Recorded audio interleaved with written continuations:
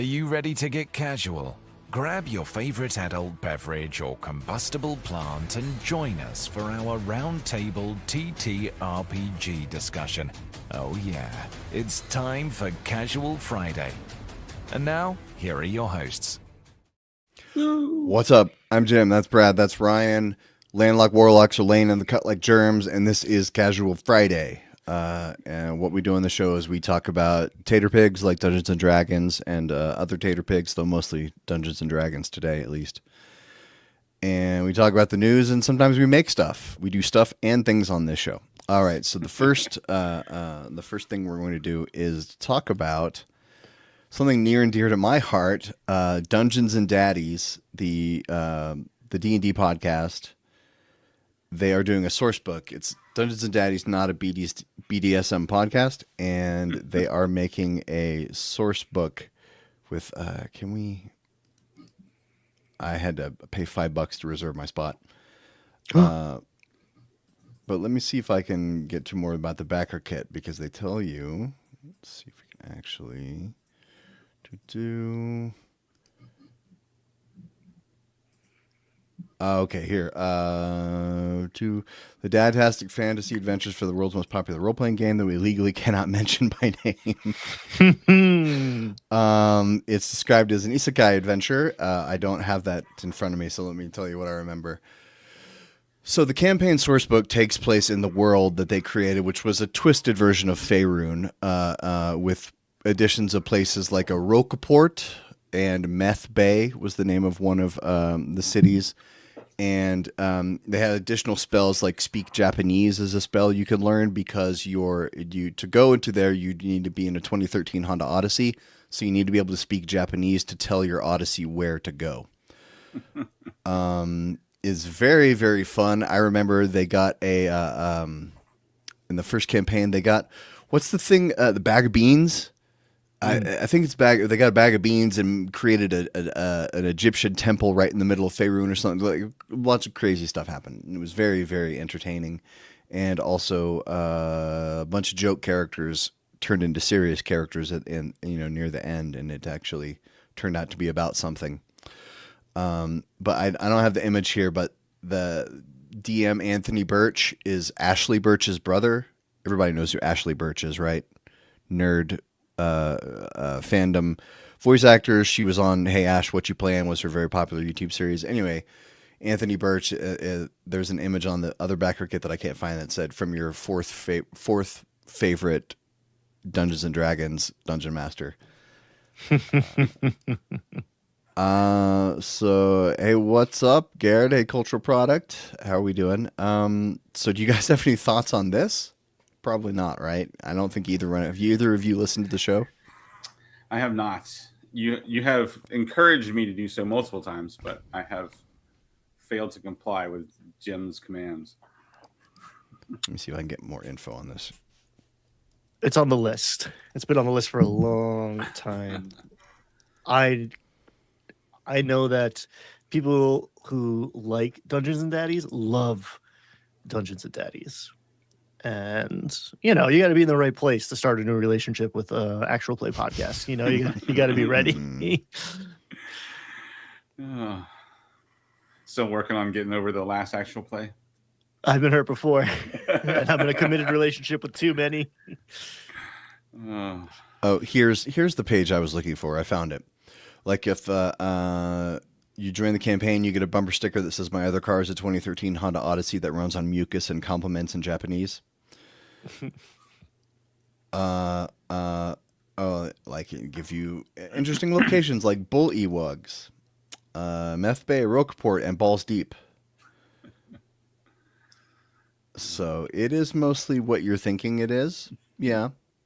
But this is right up my alley. Very silly Dungeons and Dragons.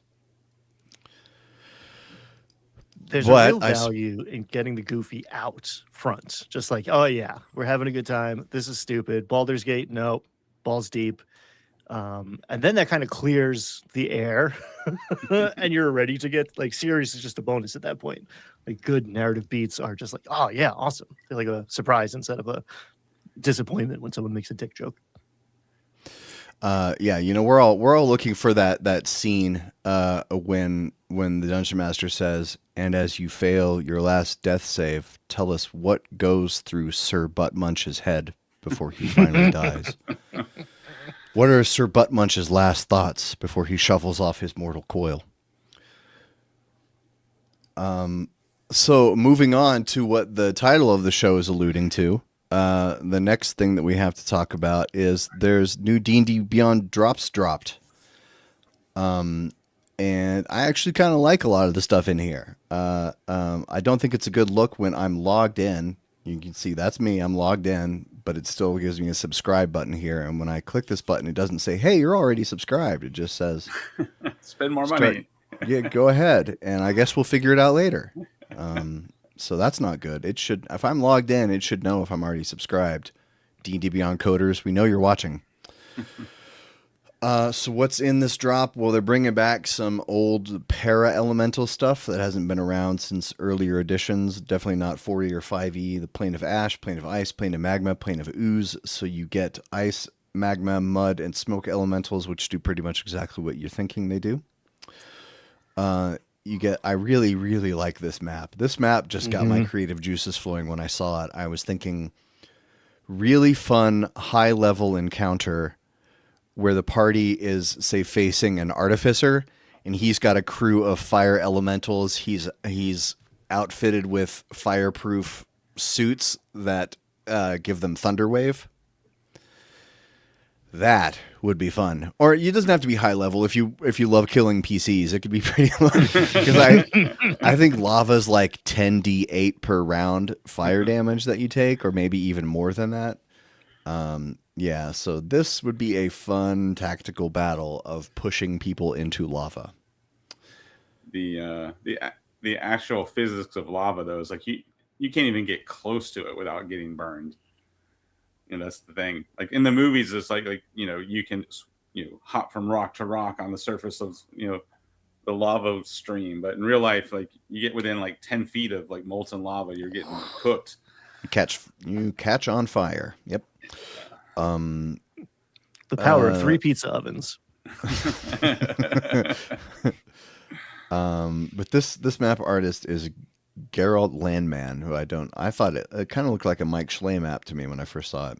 I like the touches, like the molten edges, the molten decorated edges. Yeah. The lighting in this is dope. Yeah. Like that lava looks good and thick, and it's glowing. It's illuminating the rocks around it. You get a little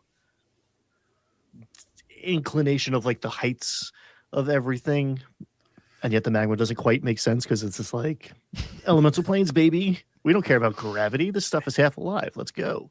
Yeah. But then there's some stuff here that I really like. I actually really like these magic items and feats. I think they're all winners. Climber's ammunition, when this magic ammunition hits a solid surface, it attaches to the surface and a rope trails out from behind it. Yeah, that's the kind of thing you're like, I know exactly who I give that, which player I'll give that to. Like the creative dude.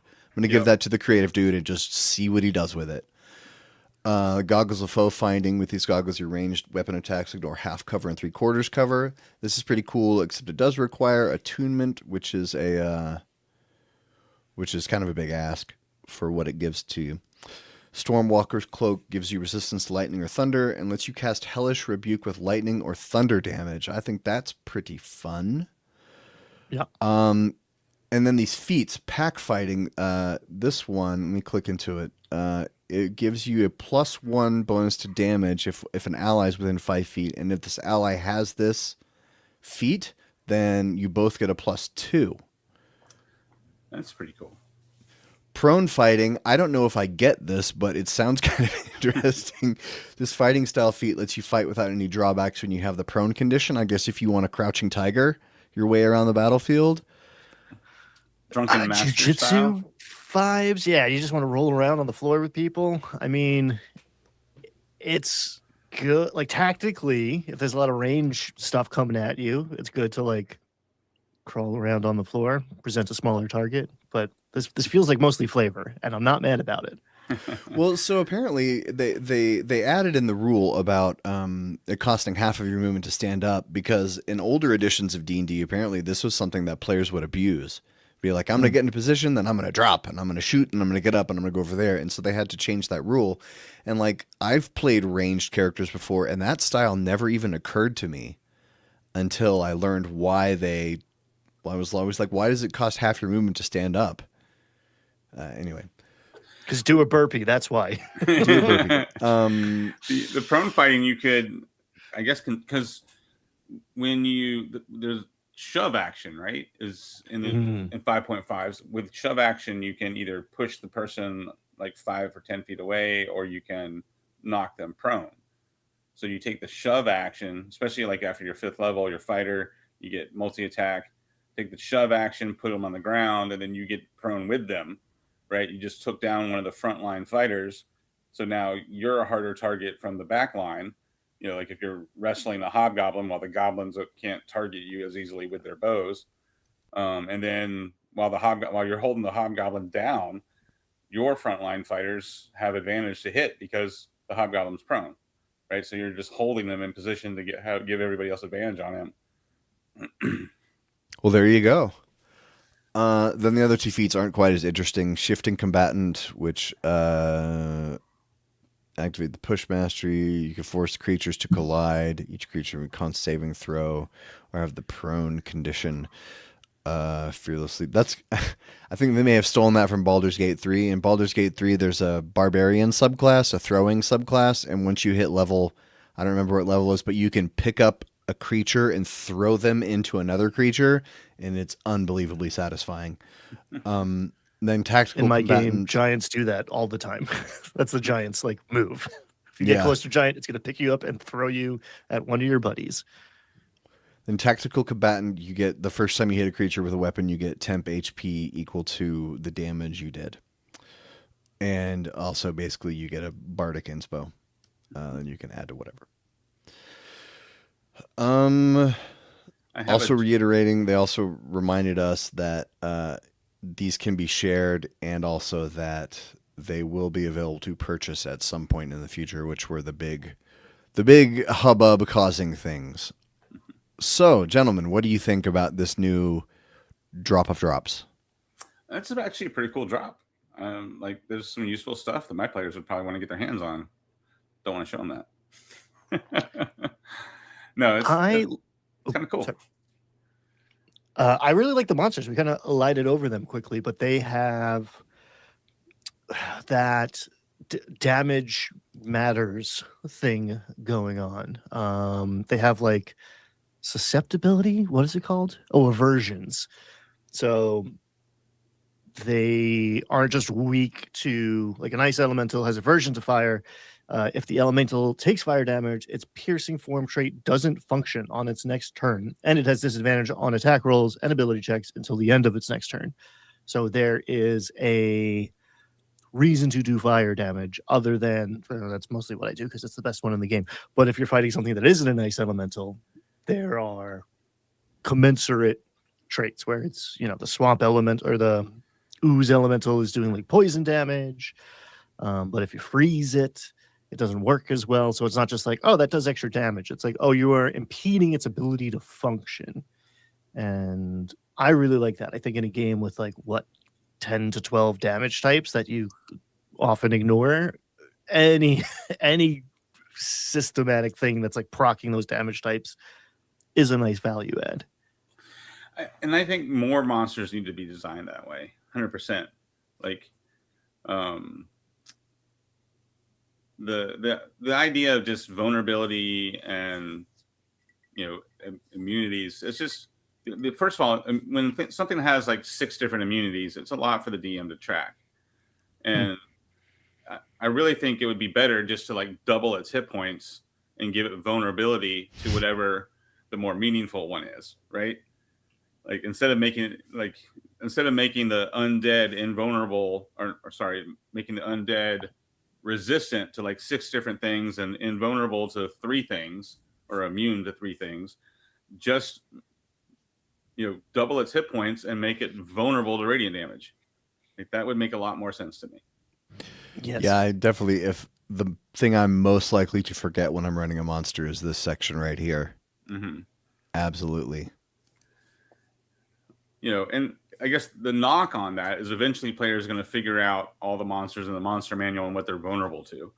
But I still think design wise, it's a lot more streamlined to do it that way. Um, so it just makes sense to me.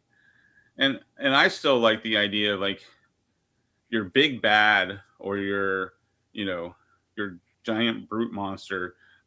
That's a pivotal part of the story.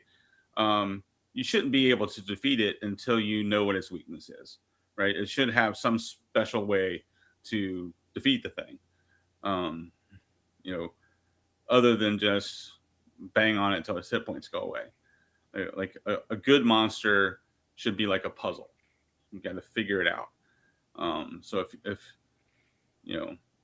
for low level campaigns, that can be like a really cool feature doing the whole like Witcher style monster hunt. You got to track it, figure out where its lair is, figure out what its weaknesses are.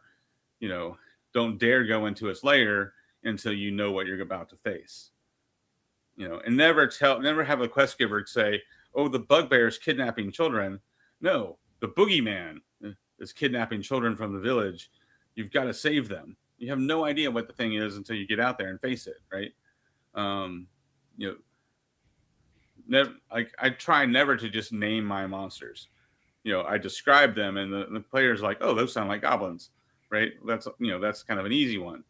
But especially if it's a monster they haven't faced in a long time, you just give clues as to what it does to its prey and the tracks it leads, and it helps create a story. Good question from Rosa. Yeah. Perfect. Do you just tell the players the aversion? Do you give it to them with a roll, or do you wait until the players hit on a damage type and then hint at it with RP? The latter two. Yes, that's what I do. Definitely. Yeah, I'd let study be a bonus action. Gain insight, like knowledge checks. I give those out for free. I'll do like, often it's Arcana or History or Nature, but some intelligence based check. And then I'll do degrees of success too. Someone gets a 13. It's like, there. It's made of fire. Ice is probably not going to do something to it, or like fire is not going to do something to it.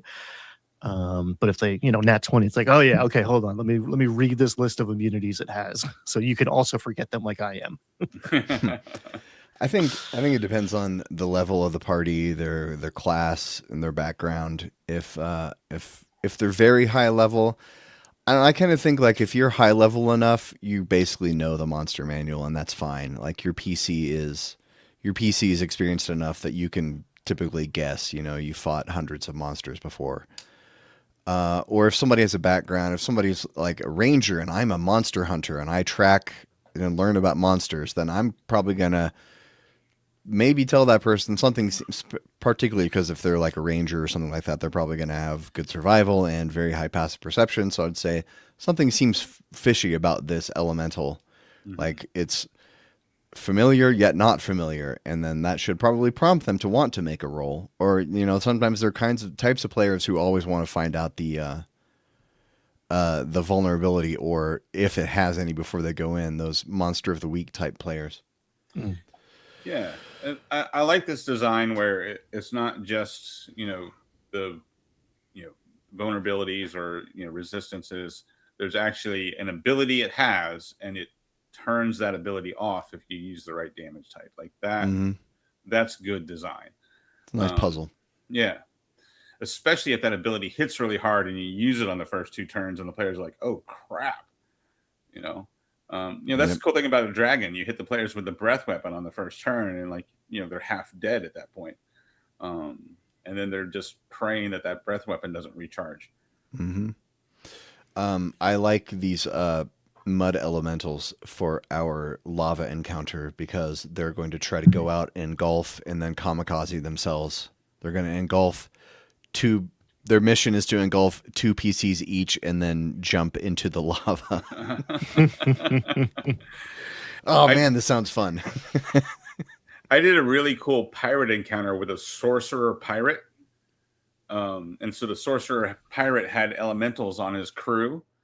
So he had gargoyles that would fly across to your ship, and then the gargoyles would grab your anchor and dive into the water. So basically, anchor your boat.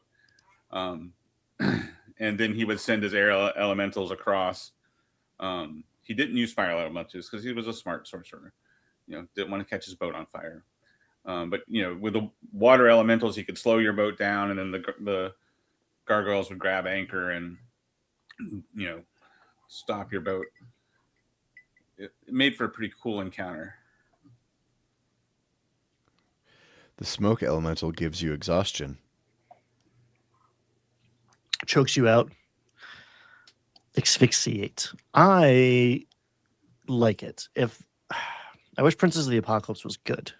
It's been a decade now. I hope we get in this new era of D&D a solid elemental adventure. Because I'm not mad at players knowing the monster manual and like outfitting themselves for the day, right? If you're attuning to a ring of fire resistance before you start your day, all right, good on you, because you're going to be fighting magma elementals. I'd like it better if it made you like susceptible to cold or something. I like my cost benefit, like 2 strengths and a weakness sort of design. But even so, I like the montage idea, like the Witcher vibes that you were talking about earlier, Brad, of like, what are we facing? How are we preparing for it? Discovering what we're facing and what its traits are is part of battlefield management, is the part of the adventure itself, not just like, oh, I know this one. Hit it with acid. There's actually some cool elemental style monsters in the Ravnica setting book. I think they're called Weirds, and they're like a mix of 2 elementals put together. They're created by the Izzet League, one of the factions, which is like the crazy magic science faction, creates these. I'm pretty sure they're called Weirds. They're like 2 elementals smashed together into one. So you get like one that's like water and lightning, and you get one that's like fire and earth. They've got some cool elemental monsters in that book. So speaking of things that are cool, we need to move on to the next thing that we're going to talk about, and that is the 2026 ENnie nominees are been announced. And as I started to look through this list, I was like, why don't I know any of these games? And it's because there's some more random categories up front. I'm not going to read through all of these, but let's hit the highest points. Free game product. Best game, Coriolis, Daggerheart, Legend in the Mist, Sickest Witch, I have that one. Thieves of the Tome. That's awesome that Sickest Witch got nominated. It's I think it's a solo creator. I think he does all his own work. Another big category, the best rules is interesting. I wonder why that's different. Land Once Magic, Daggerheart, Legend in the Mist, Sickest Witch, Thieves of the Tome, mostly the same. Best setting, Dolmenwood gets on here a few times. Best streaming content. Why am I not seeing Landlocked Warlocks on here? No, it's a crime. Product of the year, Coriolis, Daggerheart, Dolmenwood, Legend in the Mist, Menagerie of Unbearable Things, The Bonsai Diary, Crooked Moon Ultimate Edition, Field Guide to Floral Dragons, Spark Devil, and The White Horse of Lowvale. So we were kind of discussing this earlier, that where's the Draw Steel? It doesn't get on here at all, and we were wondering if it maybe missed some cutoff because it was only came out about 6 or 8 weeks after Daggerheart did. Yeah. I don't know what the cutoff is, but I guess that might be why. My other thought is, do they not consider MCDM an indie company? Like, do they feel like they're too big, too many $1 million Kickstarters?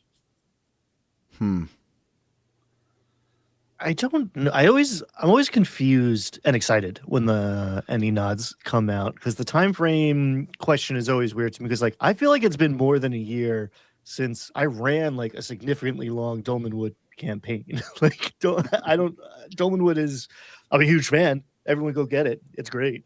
But and it deserves to be, winning all the awards, but Mhm. is it a 2026 product? I don't know.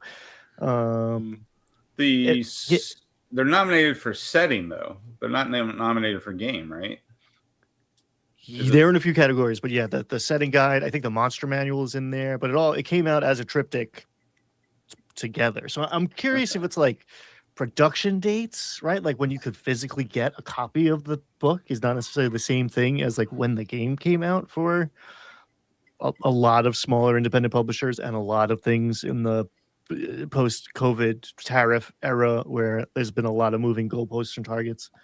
So you're saying, Ryan, like if I back the Kickstarter and the Kickstarter delivers, well, one, it might deliver a lot later for me than it delivers for you, depending on when you backed it, right? Found and it. And then also the other scenario is like, so you're saying that they're not counting the game release as when it starts to deliver from Kickstarter, but when it's actually available to buy to the public. Potentially. I think there's a difference between like Dolmenwood shipping to backers and then going on, whatever. You can go put it in a cart and buy it instantly now. Like maybe that's Right. part of it, which is why we see some older titles in this and we see MCDM. I mean, there's other reasons why MCDM is not represented here at all. But it is EN World made like advanced 5e. Like it's not necessarily a crunch adverse shop community. Right. But I don't know. Rules Light's so hot right now. You found the date. What is it? March? April 1st, 2025 through March 31st, 2026. And Drawsteel was definitely released in that window. Okay. Came out July 31st, 2025. Yeah. Yeah. So I wonder if one, they just don't consider Drawsteel or don't consider MCDM independent enough to be in any award, or if they just don't like it. I wonder if it's so siloed that like people who are in the Matt Colville universe are deep into it. People who are playing Drawsteel, maybe it's their first game after 5e, or maybe they've been playing 4e. There's the small amount of 4e holdouts. I don't know, but I always love this because there's a lot of discovery going through this list. There's games I forgot about. There's a lot of things I've never heard of, and like I think and talk about this stuff all the time. So for me to like find a giant list of potential new games and adventures and tools, I recommend it to everyone. There's a free category here, and the Legends in the Mist was a game that I got excited about. It came out while a bunch of other things were going on, and I was just like, okay, my bandwidth is full. Maybe I'll come back to it. And this, it's featured in a couple categories here. It's like, oh yeah, that was a very intriguing thing that happened. You could have told me it was 3 years ago, and I believe you, but apparently it's within the last 12 months. But they have in the free category, their like the starter set. I would say it's a solo adventure. It's a graphic novel, and it teaches you the system in a way that I find very well done. It's like very hand holdy, and it slowly releases your hand, and it feels like you're doing just like a regular choose your own adventure thing. The art is really pretty, and at the end you're like, oh, okay, I actually understand how this game worked. I'm a little mad at you for tricking me into learning something. However, that was fun. So this is a game I would definitely consider checking out. There's some interesting like tag based, like a narrative forward game that has a ton of content, if not rules. I mean, I guess it's rules. But that was an exciting one to see. Also, Mappa Mundi is another like exploration only combat as like the last resort, or like not at all. Most of your things are about going out and exploring instead of 90% of the system about dishing out damage. That's a cool concept for a game. Yeah, I've been saying ever since the 1983 D&D box set that the choose your own adventure style is the best way to teach somebody how to play a role-playing game. I don't know why they did that once for D&D. That was the only time they did a choose your own adventure. Here's how to play. And it was in that red box 1983 D&D basic set. And that's how I learned to play. And I think it was brilliant. and Legends of the Mist is the first person I've seen to bring it back, which is really cool. Sick of Switch is a pretty cool adventure. It's written for the Morkborg setting, if I remember right. One of my players bought it for me because he wants me to run it. I'm like, you could buy it and run it yourself. But he bought it from the game designer who had a table at Maryland Death Fest 2 years ago. And so yeah, it's so that's a very indie product. Like, I'm pretty sure it's all done by the same person. And then I had another thought in there. Oh, that's a good point in the comments that and I think one of you said this before we went on live, that Critical Role, Darrington Press is probably bigger, as a company than MCDM, or at least as big. So if they're giving awards to Daggerheart, they could definitely be giving awards to MCDM. So I guess they just don't like Draw Steel. I don't know. I don't know why it's there. But definitely cool stuff on this list, as it is every year. And there's usually something, at least one thing I pick up from the Indie Awards each year. It's kind of a ritual for myself, is to go through the list and find something I hadn't heard of until now, and pick it up as a way to kind of honor the Indie Awards. Yeah, people have such different tastes and preferences and, like, I don't know, needs at the time. So for me personally, the nominations are bigger and more interesting than like the winners, even, because like the judges have their tastes, but like maybe something that doesn't win is actually going to be better for your table. And again, there's one category that's free stuff, and there's 5 things there. If you want to just go grab 5 cool things, it's a good place to start. Yeah, 100%. The Indies are always a fun time of year, for sure. So now we need to move on, and I'm going to need everyone to go grab your tinfoil hats. Uh-oh. While we prognosticate a little bit. But so the huge London D&D Fan Expo that was supposed to happen in about 6 weeks just got canceled or rescheduled, apparently. Rescheduled to September of 2027. Like, we're still going to be here then. Hey guys, if you reschedule an annual event 13 months out, you're just canceling it. Don't tell me you're rescheduling it. Yeah. The event organizers shared a statement saying this would allow them to deliver the truly epic experience this community deserves. No other reason was given for the cancellation. So that reading between the lines, that sounds to me like they didn't have enough money, and they were able to see how much they had cut corners before they went live, and they realized this is not going to be good. Which I don't know. It seems strange because they had huge talent lined up. Like, why can't I? Yeah, like this everyone. isn't some rinky-dink, like, little. I mean, like, I've been to some rinky-dink ones and had a great time. No shade, but like, there's some big names, Like high rollers. It's London. Will was going to be there. How could you cancel it? Yeah, so I don't know. I mean, I know several people in London who play D&D, so it's a small sample size, but like clearly there's a TTRPG community there. If I know several people, seems strange. I mean, my inclination is they didn't sell enough tickets, and they were like, "Uh-oh, we're not doing it." Yeah, What about and you, well, Brad? What's your conspiracy theory? I think it's just a matter. Well, I don't know if I have a conspiracy theory, but a possible reason why they didn't sell enough tickets. If that's the case, they haven't been doing big events, right? We've talked about that before. That Dungeons and Dragons, like Wizards of the Coast, has not been doing big events.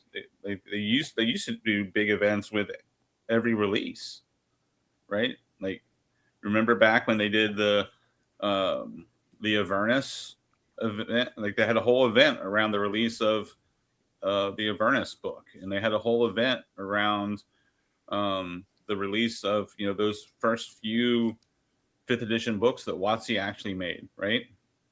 And that was an ongoing thing, and they were they were going to the big cons on a regular basis, and then all of that stopped, and it all stopped before COVID. They stopped doing that, so you can't blame it on COVID that they stopped going to events. WotC dropped off the Gen Con map, I think 2 years before COVID. Yeah, to be fair, AM Rose is coming through the clutch this show. If you're just learning now that you're not going to the London 2026 Sorry.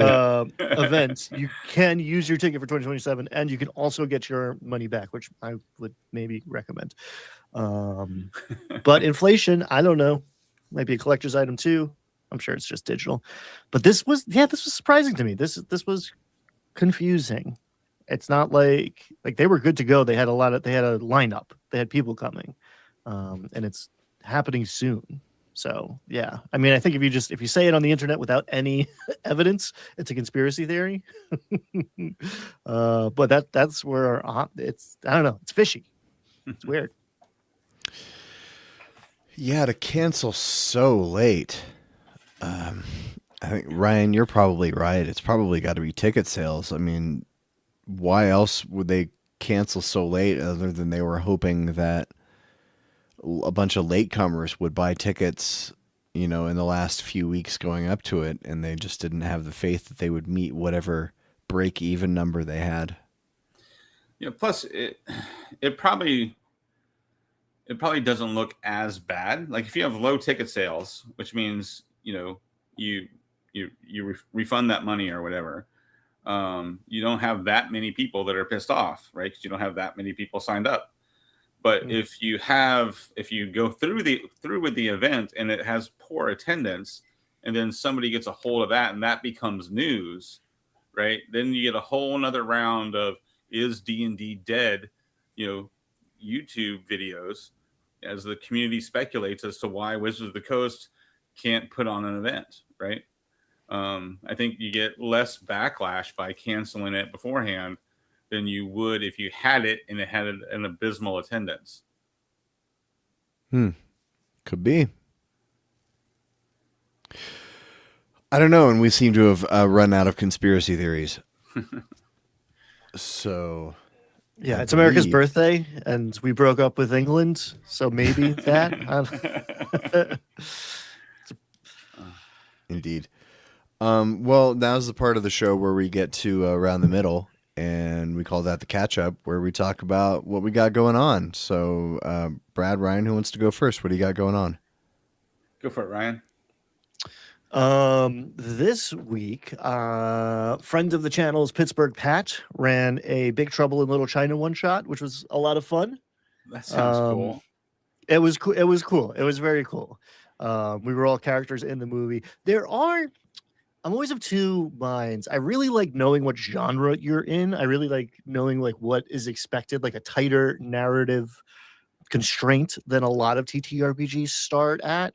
But there is something about talking about being on a railroad. Like, oh, I've seen this movie. I know what's going to happen, and I know what we're supposed to do. But it was fun. It was just, it's in a game shop. It's a very crowded place. It's a beer and pretzels. There's too many people at the table. Like, our group has grown to the point where we should be two groups. So it was fun. It was a good time. Shout out to Pittsburgh Pat. On my Wednesday night thing, I almost considered canceling because this office was filled with stuff because I'm doing some work in the house. and it was a million degrees and my brain wasn't working properly after doing that all day. So I was like, I don't think I can run. We've hit the end of Strahd. I'm good at role play Strahd. It might be a very talky social 3 hours. I didn't want to like short my players of a peak experience at the end of the campaign where I'm playing the big bad who they've dealt with very often and have very strong feelings about. So we sat down and had like a session like -1 almost and talked about what the next thing is. And I've never done that for 3 hours with a group of people. I've done that with a text chain. And I've done that for like 15 minutes. And, you know, they're my buddies and we've been playing together for a long time. So like the general conclusion is, Ryan, whatever you want to run, we'll play. But I convinced them all to play Stone Top. And it seems like that is what we're all ready to do. A little like lower magic, rustic, something that has a little more of a town component. Like a couple people wanted bastions and downtime, which I find kind of unfulfilling in 5th edition, but is like built into the core of Stone Top. And we also agreed that we're going to do like a shorter campaign at the end of, you know, an 18th month run of Curse of Strahd. It's much easier to commit to a new thing if it's like, hey, let's do this for 10 to 12 weeks, not every Tuesday for the rest of your life. So that's where I'm at. Tell me more about Stone Top. I'm unfamiliar with this game. Oh, interesting. I didn't know about it until it went. I mean, I saw it, but again, it came out. I mean, there's a shelf of books that I've read most of these, haven't played most of them. So it was making noise for the Kickstarter when I was like in a Kickstarter hiatus. It won the Quinn's Quest Ironic Award of the Year this season. So Quinn's did a video about it. I'm always ambivalent about hitting play on a Quinn's Quest video because 50-50, he's going to make me spend $100. And lo and behold, he did. I bought Stone Top.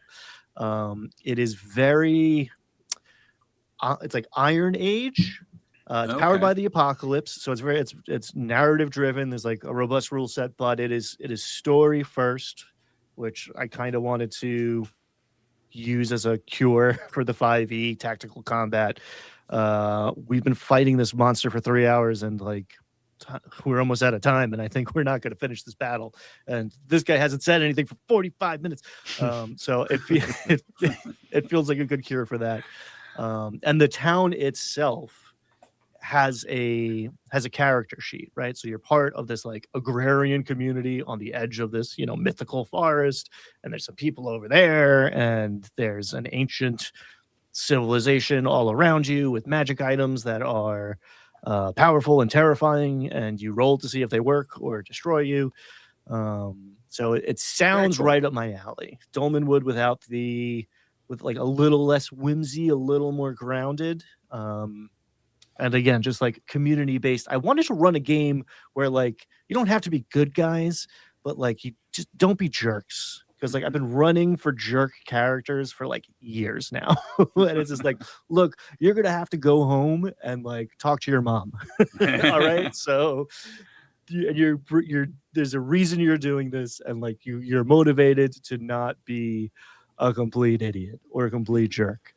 We can still have fun. But we talked about Stone Top on the show a few weeks ago. Isn't Stone Top the one that has the magic items that are quests? Yes. Yes. Very excited. And we got a seeker. Brad was out for that one. Yeah. Oh, okay. Brad, you weren't here. Yeah. The magic items are really cool because every magic item involves a quest to be able to unlock its potential. That's cool. So every magic item is essentially a checklist of things you have to go do. That's really cool. Might steal that idea. Yeah, it's cool that you went first to lay the groundwork for the idea of like what are we doing next, because that's what I've been trying to figure out with my group. And I had said on the show before that I was pretty sure I was going to go with Nimble, but I picked up a copy of Vagabond and I've been reading that, and I'm like, ooh, I like this, because I'm trying to find that sweet spot, because my players want crunch, but I don't want 5.5. And Shadow Dark was, you know, way too simple for my players. They wanted more character customization.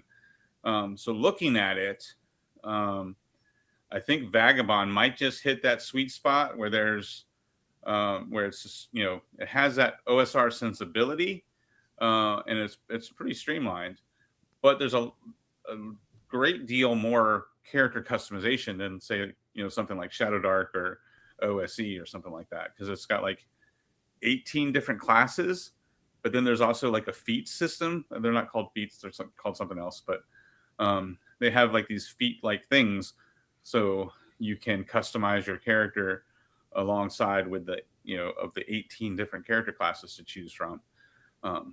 So I'm leaning towards Vagabond right now as our next game. That's pretty cool, and we know the creator. Yeah. Yeah, Taryn is very sharp. Like, you can go watch his design streams. A deep thinker about games, and like you can watch him review like a DM's Guild title or something. You're like, okay, this guy is thinking deeply about gaming. We don't talk about Vagabond enough, which is a shame. It's a very crowded field these days. But Indestructible's game is dope. Some very cool core concepts. It might be that sweet spot, Brad. I'm interested to hear how do you find it, because it does have that like character customization and like speed. Yeah, the only criticism I have from my, like, obviously I haven't played it yet, but from reading through it, is the martial caster divide. Like, I don't think the caster is going to be like that much more powerful, but the casters are much more interesting to play. So if you're playing a martial character, that you might start to feel a little left out when the caster is doing so much cool stuff with magic, because the magic system I think is brilliant. I think there's like 60 spells in the game, but if you just cast the spell without spending a mana point, you can either do the spell's effect or you can do damage, right? So you have the burn spell, and if you cast it with just the effect, it's basically like D&D's Control Flames. You can move a fire from here to there, that kind of stuff. If you cast it to deal damage, it just does 1d6 damage. So it's basically like a cantrip. And then you can spend mana points. You spend 1 mana point to do both, so you can make the fire jump from here to there and do damage, right? Or you can spend a mana point to cause it to have a different impact. So you can make like a sphere around you or a cone in front of you, right? So like if you want to do Burning Hands, you spend 2 mana points, one mana point so it does a cone and damage, right? So you're ignoring the effect. But if you wanted to do a cone and deal damage and set everything in that cone on fire, right, to get the effect and damage and then in the area, so you're going to spend 2 mana, right? Because if you don't spend mana, you only get one thing. Very meta magic-y. Yeah, so it's a cool way to, like, so basically, from Control Flames to Firebolt to Burning Hands to Fireball to Scorching Ray to what's the one where you leave the line of fire? Agonizer, Scorcher, or whatever. Right?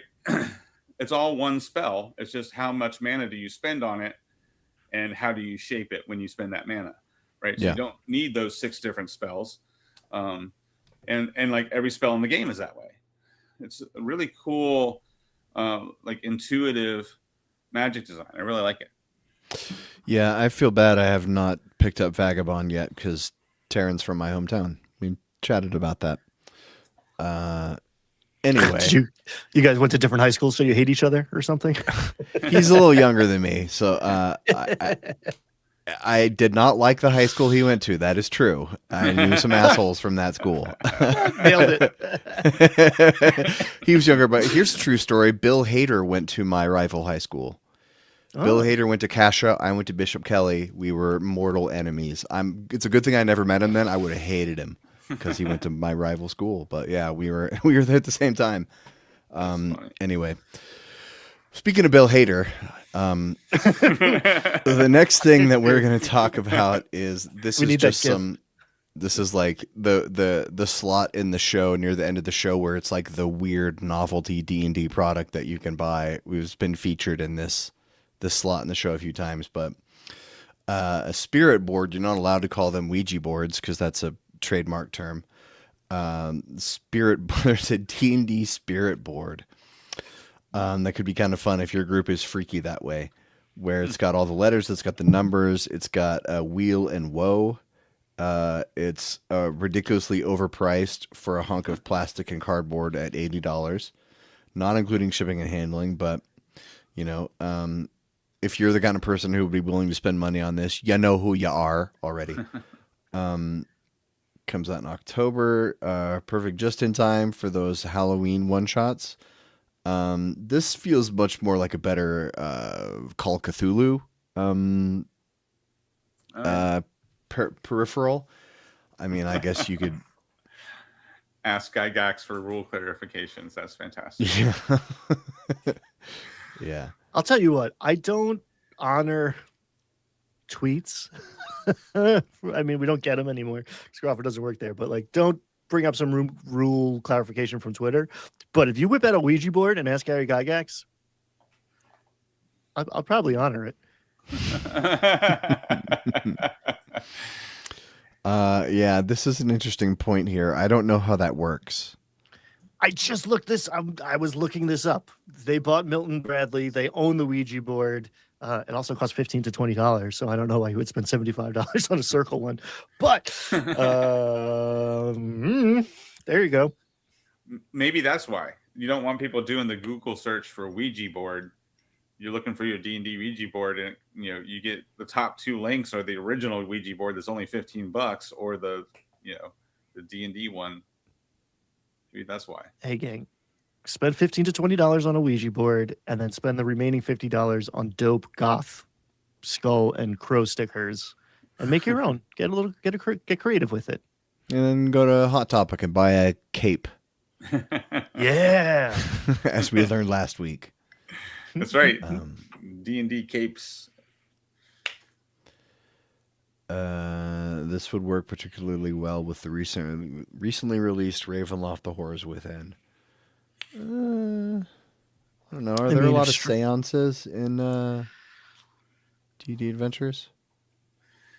Not in my Ravenloft. You cast augury, as my players learned. You cast any. You try to talk to your god, you're getting Strahd, man. He's got all those spells tapped.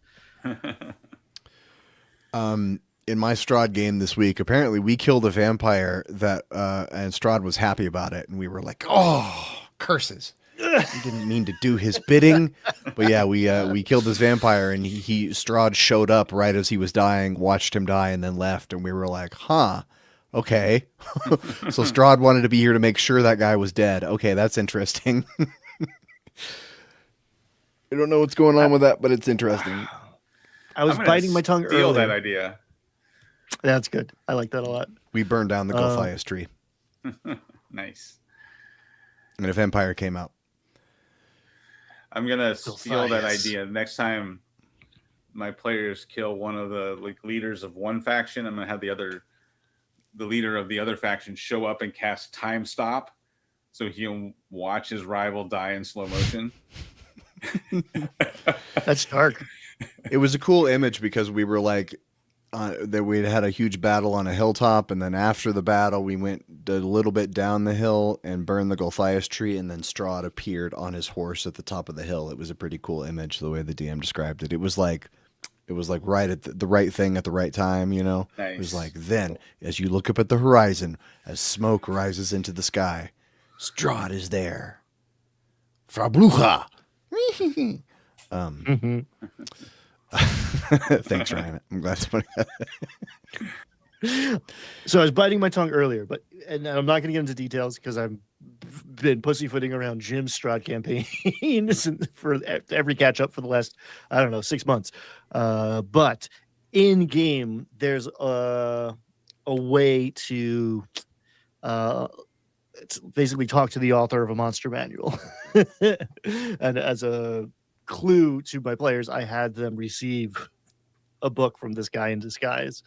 So when they confront the thing, they can have looked it up in the book, and basically you get advantage on that check we were talking about earlier with like the power elemental immunity and stuff. Like take the study action in 5.5 or whatever. Roll knowledge, recall knowledge, roll history. I like having like a in-game resource. That's a magic item that players will enjoy getting.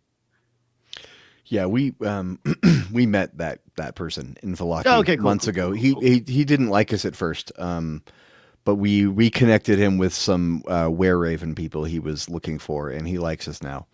Also, he had this giant tiger that he was sending out to kill Vistani, and we were like, maybe just don't hold off on the Vistani killing, because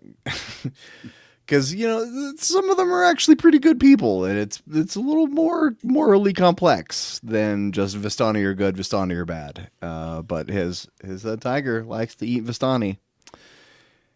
Anyway, so speaking of that thing that I was just speaking about, now we're going to move on to the stuff portion of the show, where we're going to make something. And I don't know if anyone remembers this. So we briefly talked about this a couple months ago. I don't really remember exactly how it came up, and we didn't really do anything with it. But I thought we could push a little further into UmiWisp. Let me explain it. So on the Mike Birbiglia podcast, Working It Out, he had John Mulaney on as a guest, and I can't remember which one of them had the story. I think it was Mike's story, or maybe it was John's story. I don't know, but let's say it was Mike's story. Mike told a story about his aunt being very young and going to a club in New York to go see Frank Sinatra. And, she got all dolled up. She and all her girlfriends got all dolled up, wearing their best perfumes and their best makeup to go see Frank. And then right after the show, they immediately went outside to the rear of the club to try to catch a glimpse of him backstage. They've been looking forward to this for hours, right? This is what's going to make their night. And they're waiting, and finally the back door opens up and Frank storms out and he yells, "Out of my way, you fat pigs!" And then he gets in his car, he gets in a car and leaves. And I think that story is hysterical. Just the irony of it. And also I think it could be a one-shot TTRPG. Although I don't know if maybe I don't really love the word fat. So maybe something more like "Out of my way, you freaky pigs," or whatever people want to do. But so here was what I was kind of thinking on this for a few weeks off and on, not like a lot, but every once in a while in the shower it would hit me. How would this work as a game? Because there's really just one goal. It's meet Frank Sinatra. And so I thought maybe if you try to do it and you fail, there could be some kind of time reset device where you can like go back and try to do things differently.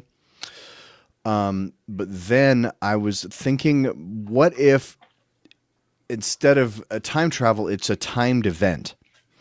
Like say, you're going to play for 3 hours, you're going to play for 2 hours. You start, it's a 2-hour timer or a 3-hour timer.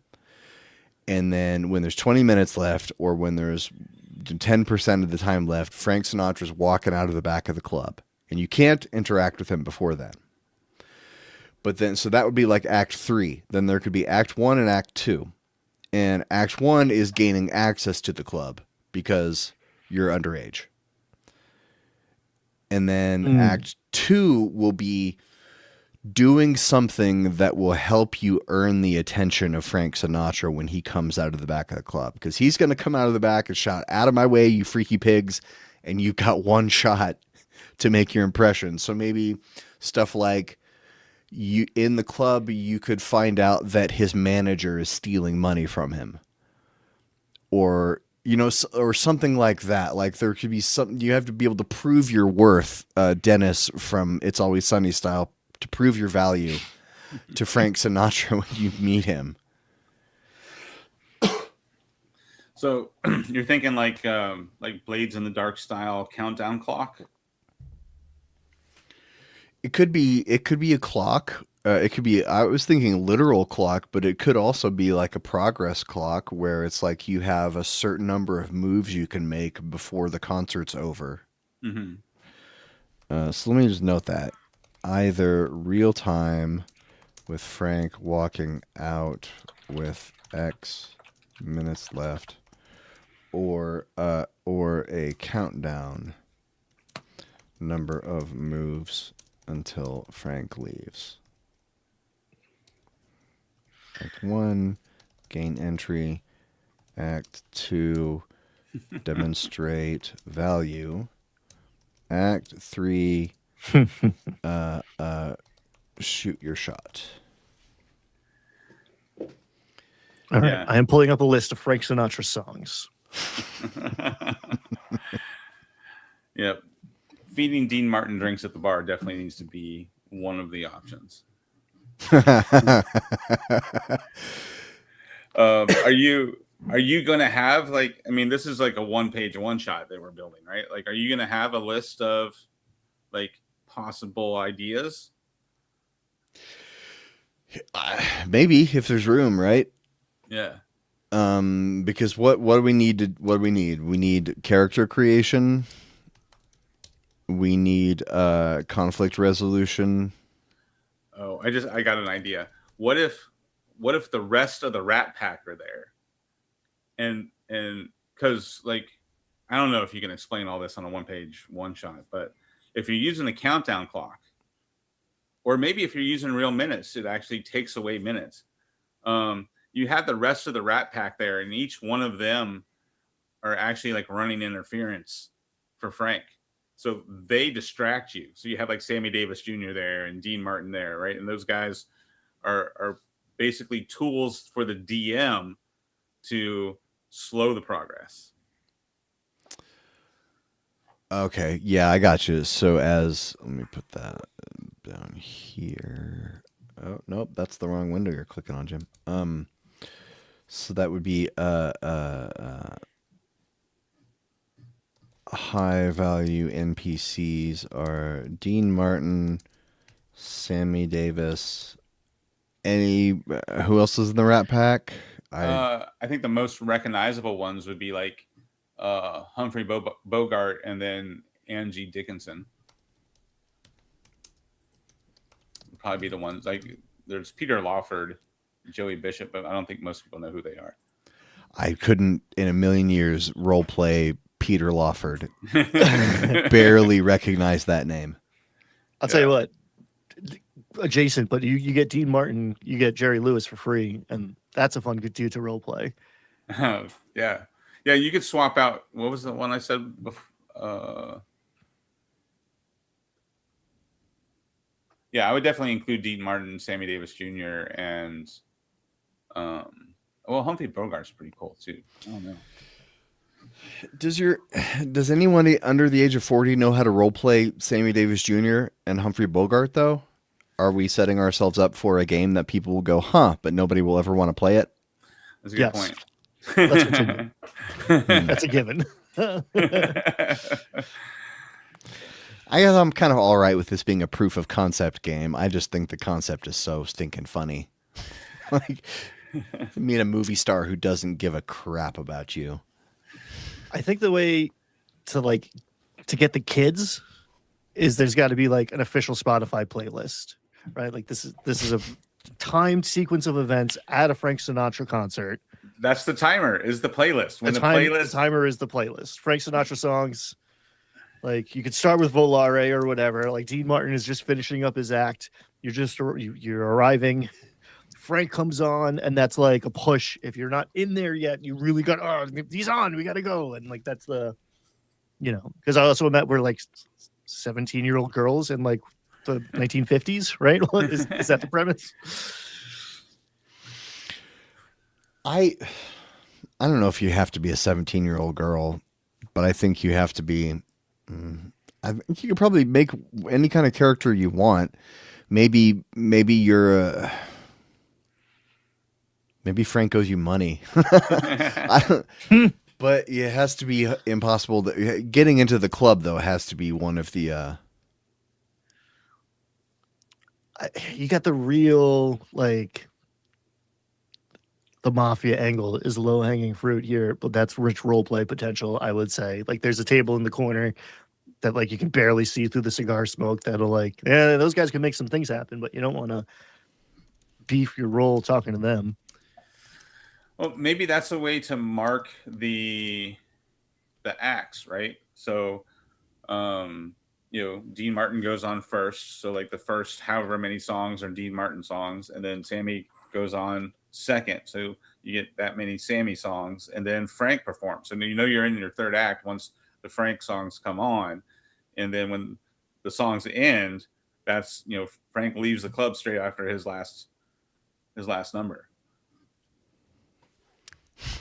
This is pretty good. The Five Families, IRS, Capitol Records executives, and Warner Brothers. Oh, there you go. Yeah, there's definitely got to be shady executives. Yeah. So maybe you can solve Frank's problems, and that will impress him. If you can, Mafia is really upset about something he said at a charity golf event, and you have to smooth over the PR nightmare, and the executives, the record executives are from Warner are mad that he met with the ones from Capitol, and the ones from Capitol are mad about him being late on the album already. Maybe you can solve Frank's problems, and then he'll like you. Every player has a chance to win a Crown Royale bag for their dice. I have a buddy who works at a bar, and I got him to get me several because I was like, I need this in my life. Okay.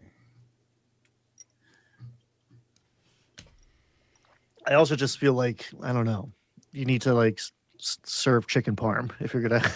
I'm getting hungry thinking of all this Rat Pack music. I really want to make myself an old fashioned right about now.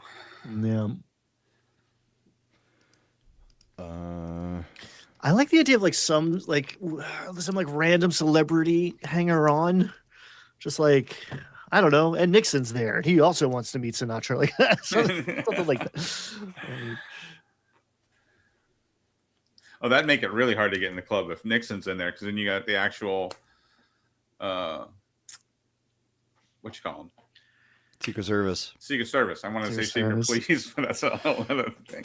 Yeah, it would be better if there's more than one reason why it's hard to get into the club, so you don't have to play a teenage girl if you don't want to. If you want to play a guy who, you want to play. I was a contractor and I did work at Frank's house, and he stiffed me and my guys for that deck we put in on the back. And I'm here. I'm going to get paid for that deck, Mr. Sinatra.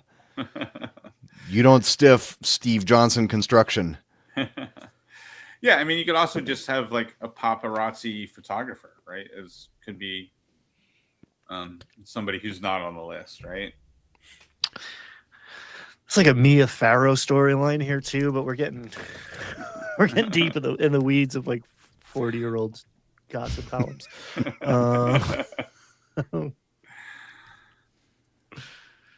Yeah, but you could have a list of like character suggestions, right? We could even do a You Dare list, right? Like the You Dare character packs have 4 characters per pack, right? So we can make up at least 4 characters as sample characters. Probably just for ease, it'd probably be You Dare based in some way. That would make sense. So it needs a character creation, conflict resolution rules, time mechanic. I mean, we've already got that figured out, but I'm just kind of thinking of like everything that would need to go on the page. Mm-hmm. Time mechanic, NPCs, random events, or complications. Yep.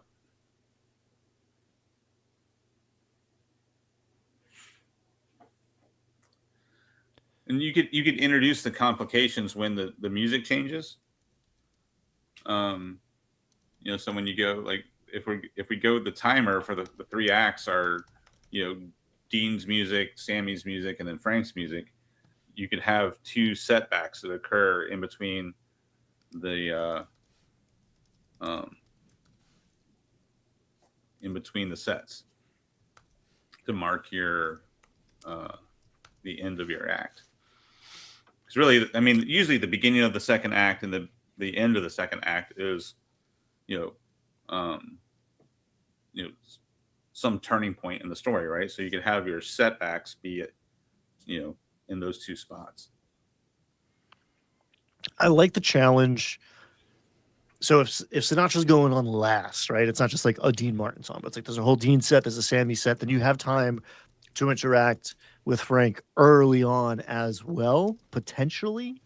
So you can have like get into the club is like challenge number 1, and then you're inside and there's like a VIP lounge. Like you're trying to get, or maybe you're trying to sneak backstage, you're trying to get to the green room or whatever. There's like a Hail Mary chance that you can get your autograph. Like you can win before you can like short circuit it, but like DCs are much higher. Just like because you have to get there to talk to him first. Oh, see, look how easy this is. Someone steals Frank's fedora and he's refusing to come on. Or Bella Lugosi is a Dracula and he's trying to get in. And Bella is really drunk and nobody wants him. And he is like embarrassing drunk and he's demanding to be led into the club. I love the fedora part. That's definitely a solid. That's a good one. Solid hook.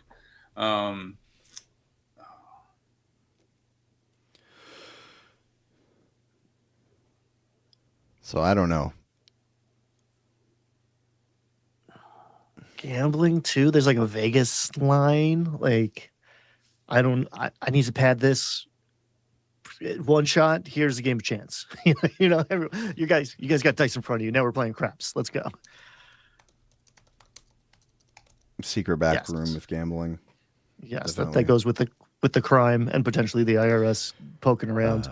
Potential secret service as a, would it be Nixon? No, what is that? Kennedy, but then like I don't know. Oh, I like that. I like that better because then Marilyn Monroe could be there. Yeah, that gives you mafia. That gives you a bunch of like celebrities. That gives you, yeah. Wants to see the show, and then when the players are fumbling around looking for the secret gambling hall, they open a closet and see Marilyn Monroe standing there waiting for JFK. She's waiting for JFK. They said he was supposed to be here. I'm waiting for him.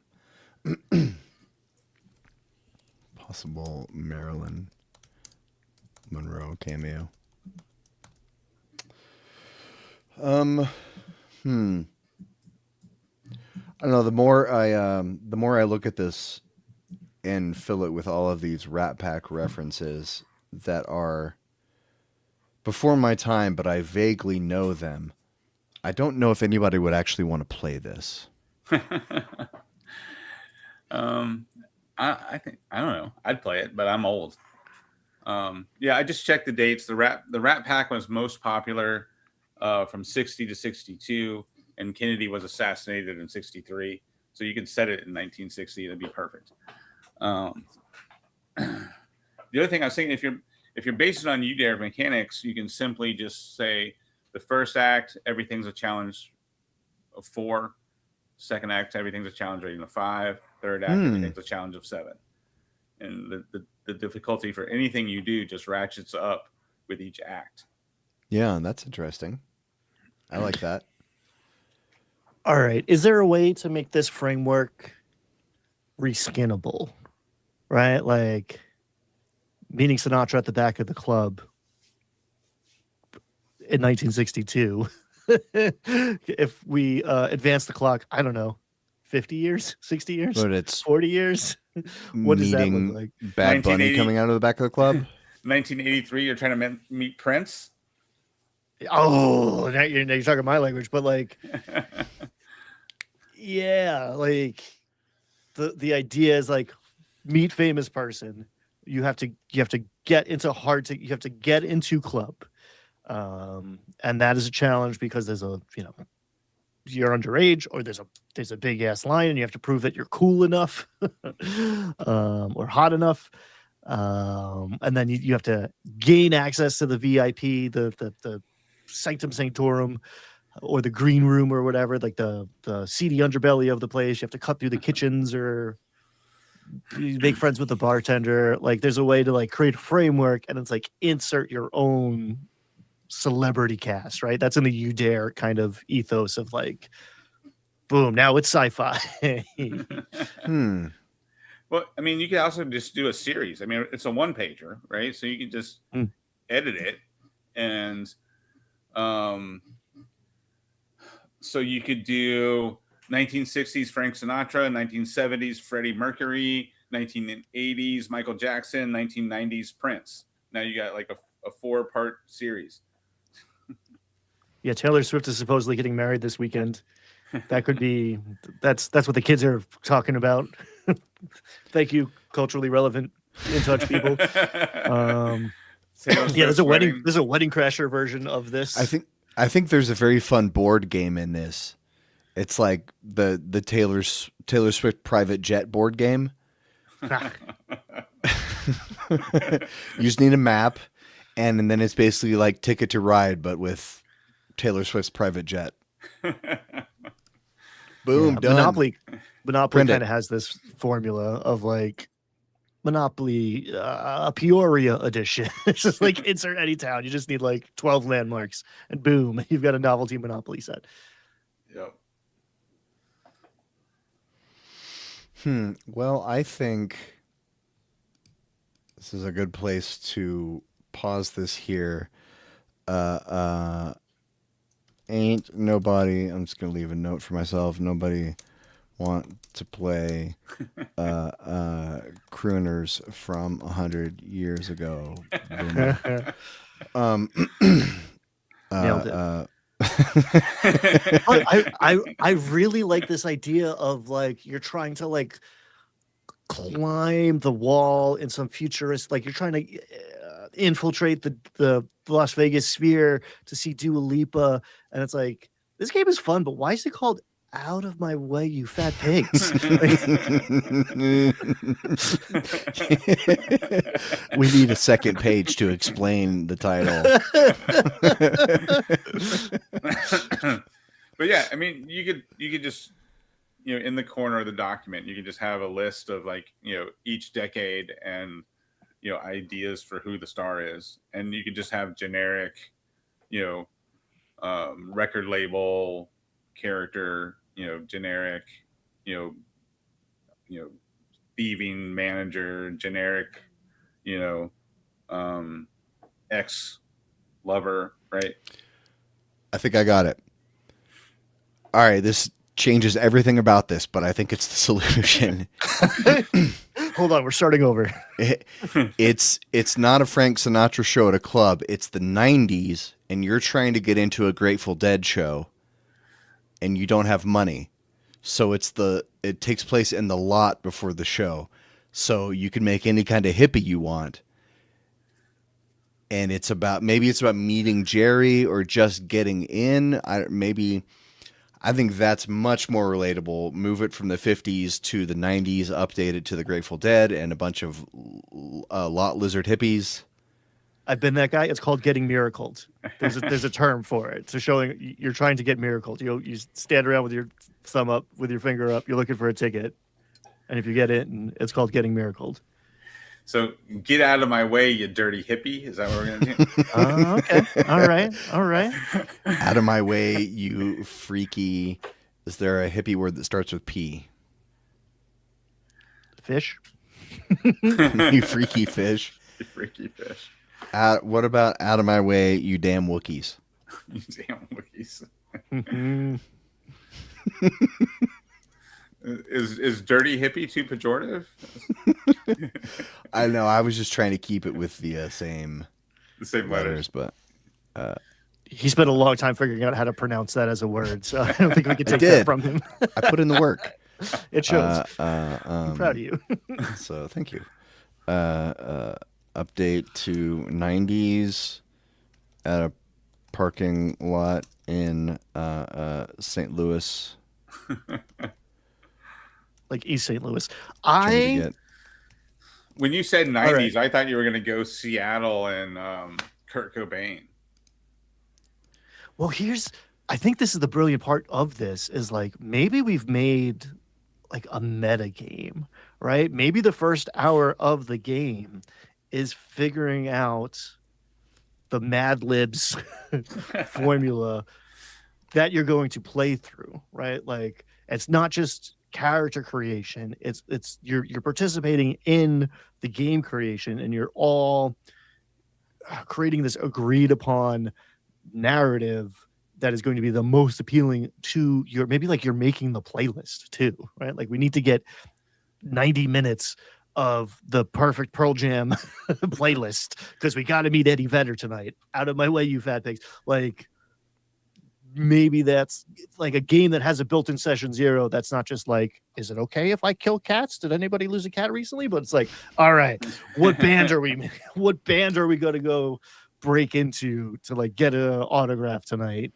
And then someone else is going to be like, well, can I be a movie star instead of a band? And like you're tricking people into being game designers. Sesh 0, then create playlist. Because like this is fun. I don't know how fun it's been to watch, audience, but blue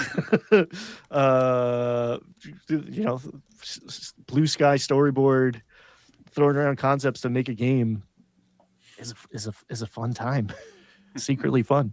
Yeah, it was a little painful when I realized that my original idea didn't work. It took me a bit of time to push through that, but I feel like we're on the other side now, and I'm happy with where things are. It's growth. It's it's part of the psychological benefit of TTRPGs that we don't like to talk about because it short circuits it. But like, yeah, you got to kill your darlings, Jim. Yeah. But Indeed. yeah, no, I like that idea. Like there's a 60-minute session 0 and a 90-minute game with like the 100-minute game. You have 3 acts for 30 minutes, and you got 10 minutes to pull off an ending, something like that. So the idea is you got to make a 90. Like in the first hour, you got to decide the band, the most popular person from that band, and then make a 90-minute playlist from their music. That could be cool. And you have to decide, you have to name the game. You have to decide the last 2 letters. Out of my way, you, yada, yada.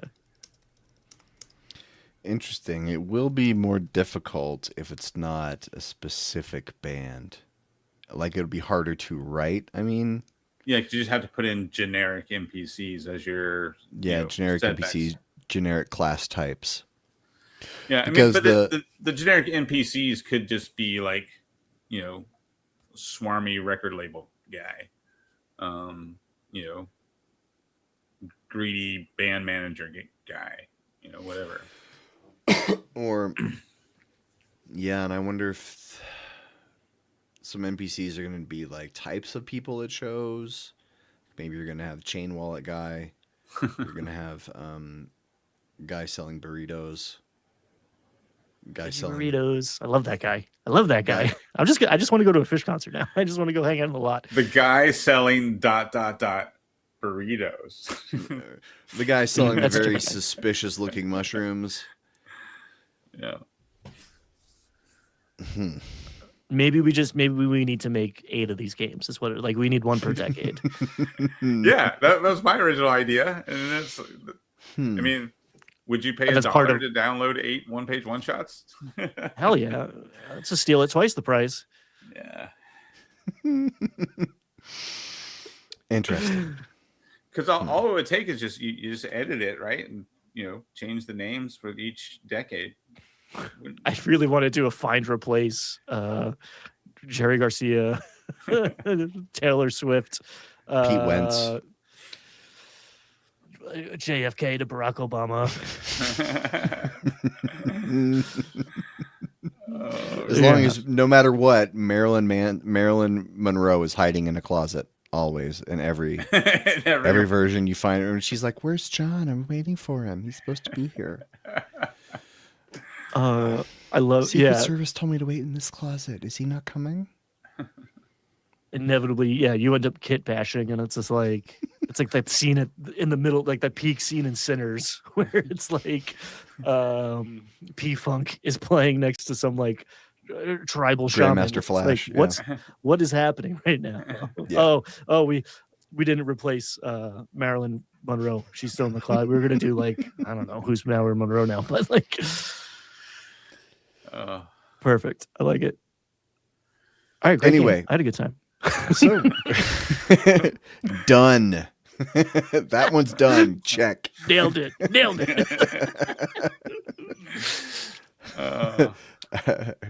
Yeah, it's you replace Marilyn Monroe with Alaska Thunderfuck. That's or Bob the Drag Queen. That's what you do now. There's a RuPaul Drag Race version of this, which would be incredible. Yes. RuPaul Drag Race certainly exists as a TTRPG out there somewhere. That It one's must, gotta right? exist. Dungeons If and I- Drag Queens. Those are all RuPaul alum. That's that. Yeah, it happened. They did it.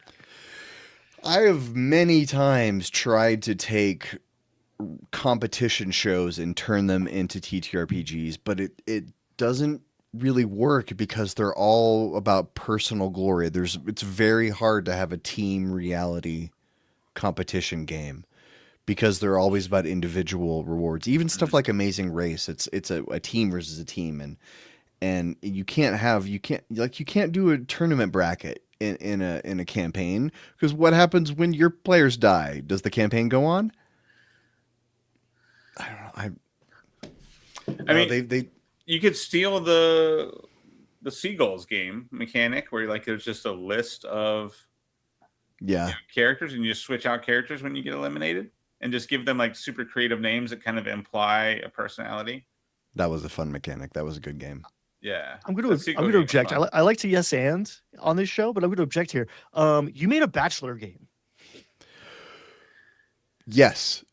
I did, and it took me like 3 years to crack it. But that was a different issue. The issue with that one was more that I didn't want to have to force people to romance an NPC or another person. That was the hookup. It was like, I don't want to make a game where people have to romance people, Yeah. but I want them to still be able to have that kind of silly, stupid experience. But yeah, that one was everyone was in it for themselves. There's no team in Not Here to Make Friends. There's no I in Not Here to Make Friends. I mean, well, there's maybe a couple, but you know what I mean. Friends? Anyway, we're talking about what letters exist in what words, so that means we're out of time. And hey, you know what? This is July 3rd. Tomorrow's July 4th. If you live in America and you're celebrating the 4th of July, please be safe. Don't blow up your hands. Don't let your loved ones blow off fingers with black cats. And don't set fire to your neighborhood. Please don't set fire to your neighborhood this weekend. And Go. white noise machines are very helpful to chill your dog out. I've learned over the years, and you can just like play a YouTube video of white noise, and it'll help. Won't fix everything, but it'll help. Yeah, fixing to be a rough weekend for your pets if you live in America. But that's us. We're us. We're you. You're you. You're us. We're all the same. And thank you for watching. We love you, and we'll catch you soon. Bye, guys. I'm hitting the button.